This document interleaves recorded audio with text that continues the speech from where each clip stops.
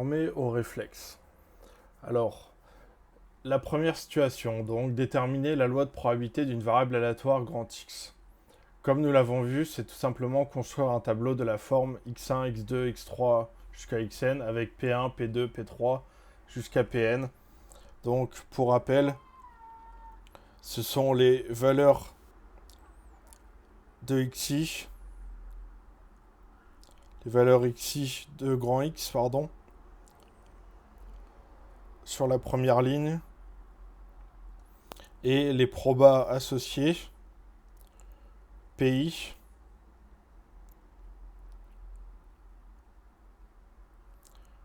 égale à p de grand X égale à xi. Et donc on retrouve x1, p1, et ainsi de suite.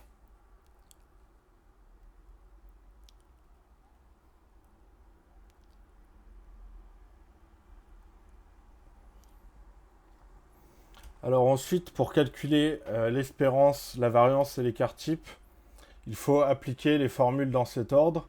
Tout d'abord, on aura besoin de l'espérance pour calculer la variance, donc on calculera toujours l'espérance en premier, qui est la somme de i égale 1 à n des xi pi, c'est-à-dire x1 p1 plus x2 p2 plus ainsi de suite xn pn.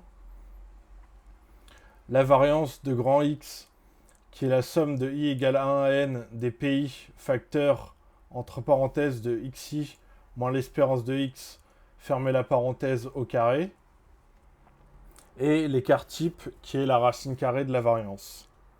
Donc ce sont des formules à connaître par cœur.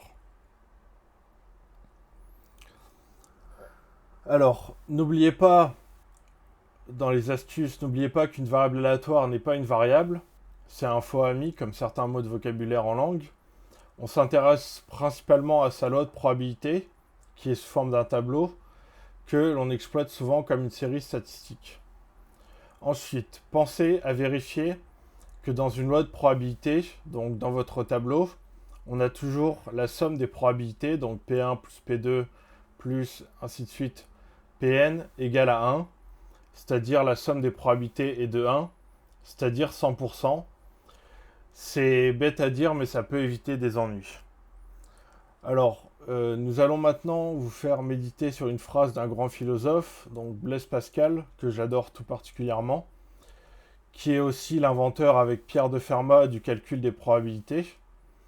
Alors voici ce qu'il dit dans ses pensées. Donc ses pensées, c'est une œuvre qui n'a pas été terminée et publiée à titre posthume. On a retrouvé des fragments et suivant les éditeurs, ils les ont placés différemment en fonction de ce à quoi ça correspondait. Alors il dit, comme la valeur d'un bonheur éternel est infinie, même si la probabilité de ce bonheur assuré par une vie religieuse est très petite, néanmoins, l'espérance, qui est mesurée par le produit des deux, est encore assez grande pour nous engager à mener une vie religieuse.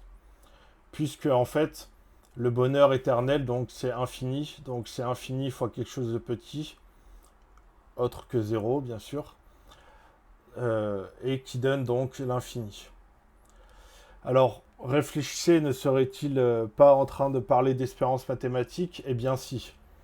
Bien sûr, chacun est libre, d'ailleurs il le dit dans ce texte connu sous le nom de Paris de Pascal, ultra célèbre en philosophie et dont nous avons donné une version très abrégée et très simplifiée ici, mais il est intéressant de voir que cet homme était autant préoccupé par des questions théologiques, morales, philosophiques que scientifiques. Décidément, Blaise Pascal est un penseur à multiples facettes. Alors maintenant, il faut savoir que l'espérance doit être considérée avec prudence. Si par exemple on vous propose le jeu suivant, vous lancez 2 dés, et si vous avez un double 6, vous gagnez 1 million d'euros, sinon vous perdez 20 000 euros. Eh bien vous trouverez la loi de probabilité suivante, donc valeur possible dxi de grand X, x1 égale 1 million et x2 égale moins 20 000, et les probabilités associées, donc les PI, P1 égale 1 sur 36, puisqu'on a 2 dés, donc c'est 6 fois 6. Et P2, toutes les autres valeurs qu'un double 6, donc P2 égale 35 sur 36. Alors avec une espérance égale à E de x égale 1 million fois 1 sur 36 moins 20 000 fois 35 sur 36, on obtient 8 333 euros. Donc vous auriez théoriquement intérêt à jouer à ce jeu, mais premièrement, le feriez-vous? Déjà, il y a un facteur psychologique bloquant, ce sont les sommes en jeu qui sont considérables. Deuxièmement, l'espérance dit qu'à long terme, votre gain sera en moyenne de 8 333 euros. Elle ne dit pas autre chose. Or, seriez-vous capable de tenir longtemps avec des pertes éventuelles aussi considérables?